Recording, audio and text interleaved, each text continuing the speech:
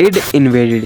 If you have watched movies like Inception, Source Code, Total Recall तो तुम्हें ये anime भी पसंद आएगा, क्योंकि इस एनिमे का कंसेप्ट भी कुछ इन्हीं मूवीज की तरह है। इस एनिमे में तुम लोगों को suspense, thrill, mystery, murders, investigation, psycho killers और एक ब्रिलियंट डिटेक्टिव देखने को मिलेगा। So, this is your senpai here and you are watching Introvert senpai। तो आज हम लोग बात करने वाले हैं एक psycho analytic mystery conspiracy thriller anime के बारे में, जिसका नेम है इड इन्वेडेड, जो कि रिलीज हुआ था 6 जनवरी 2020 को। हाँ, ये 4 साल पहले का एनिमे है और इस पर पहले ही बड़े बड़े यूट्यूबर्स ने वीडियो बना रखी है और उन वीडियोस पर काफी अच्छे खासे व्यूज भी है। तो हमने भी सोचा कि बहती गंगा में हाथ धो लिए जाएं। तो बिना किसी देरी के वीडियो को शुरू करते हैं। तो सबसे पहले बात करते हैं अपने पॉइंट नंबर 1 की। तो अपना पॉइंट नंबर 1 है एनिमे का प्लॉट। तो इस एनिमे की स्टोरी फॉलो करती है नारिहिसागो को, जो कि ऑब्वियसली अपना मेन कैरेक्टर है, जो कि सीरियल किलर्स की इडवेल में जाके केसेस को सॉल्व करता है। तो अब तुम लोग कहोगे कि भाई ये इडवेल क्या होता है? तो इडवेल एक ऐसी चीज है जो कि सीरियल किलर्स के कॉग्निशन पार्टिकल से बनाई जाती है। अबे बहन के भाई, अब ये कॉग्निशन पार्टिकल्स क्या होता है? यार रुको तो सही बताता हूँ। तो कॉग्निशन पार्टिकल्स वो चीज है जो तब निकलती है जब किसी सीरियल किलर के अंदर किसी को मारने के इंटेंशन जागते हैं, तो कॉग्निशन पार्टिकल्स रिलीज होते हैं और उन्हीं पार्टिकल्स को कलेक्ट करके एक इडवेल बनाई जाती है, या फिर तुम उसे सीरियल किलर का अनकॉन्शियस माइंड भी कह सकते हो। तो इस एनिमे के अंदर हम लोगों को 2 स्टोरीज देखने को मिलती है, एक इडवेल के अंदर और एक इडवेल के बाहर। तो जो अपना मेन प्रोटैगनिस्ट है वो कभी एक रियल डिटेक्टिव हुआ करता था, पर सम ऑफ द रीजन वो एक सीरियल किलर भी बन जाता है।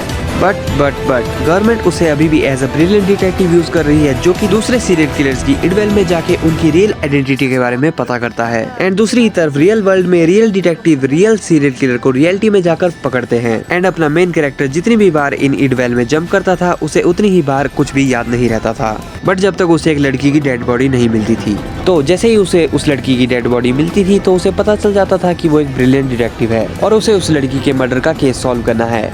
अपना मेन कैरेक्टर जितनी भी बार इडवेल में जंप करता, उसे हमेशा उसी लड़की की लाश मिलती, बट डिफरेंट सिनेरियोज के साथ। डिफरेंट सिनेरियो इसलिए क्योंकि वो हमेशा अलग सीरियल किलर्स को पकड़ने के लिए इडवेल में जंप करता था। वैसे तो मैं ट्राई कर रहा हूँ कि मैं तुम लोगों को स्पॉइलर ना दूं।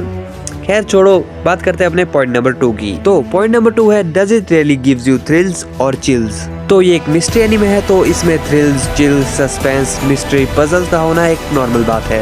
बट तुम लोगों को इस एनिमे में ऐसे थ्रिल्स मिलेंगे जो कि तुम लोगों ने कभी सोचे भी नहीं होंगे। जैसे कि जो स्टार्टिंग में एक सीरियल किलर होता है, वो एंड तक आते आते एक हीरो बन जाता है, एंड जो तुम्हें हीरो लगता है वही असली विलन निकलता है। एंड इस एनिमे में जितने भी सीरियल किलर होते हैं, उन्हें एक ही बंदा मैनिपुलेट कर रहा होता है, जो कि है जॉन वॉकर, जिसकी आइडेंटिटी एनिमे के एंड तक रिवील ही नहीं हुई थी। बट इस एनिमे में कुछ ऐसी मिस्ट्री और पजल्स है जिनसे तुम ये पहले ही पता लगा सकते हो कि कौन जॉन वॉकर है। और इस एनिमे में कुछ इमोशनल सीन भी है, जैसे कि तुम किसी को इडवेल के अंदर बार बार बचाने की कोशिश कर रहे हो और एट द एंड तुम उसे बचा भी लेते हो, एंड बाद में तुम्हें ये पता चलता है कि जिसे तुमने बचाया है वो रियल वर्ल्ड में काफी टाइम पहले ही मर चुका है। और इस एनिमे में ऐसे ही और भी सीन्स है, जैसे कि तुम इडवेल को अपना रियल वर्ल्ड मान लेते हो और वहीं पर ही रहना शुरू कर देते हो, एंड काफी लंबे टाइम बाद आकर तुम्हें कोई ये बताता है कि तुम इडवेल के अंदर रह रहे हो, एंड तुम्हें ये रियलाइज होता है कि तुम जिन दोस्तों और फैमिली के साथ रह रहे हो वो सब नकली है। इस एनिमे की स्टोरी स्टार्टिंग से लेकर एंड तक बहुत ज्यादा इंटरेस्टिंग रही है। तो अब बात करते हैं अपने थर्ड एंड लास्ट पॉइंट के बारे में। तो अपना लास्ट पॉइंट है इज इट वर्थ वॉचिंग। तो अकॉर्डिंग टू मी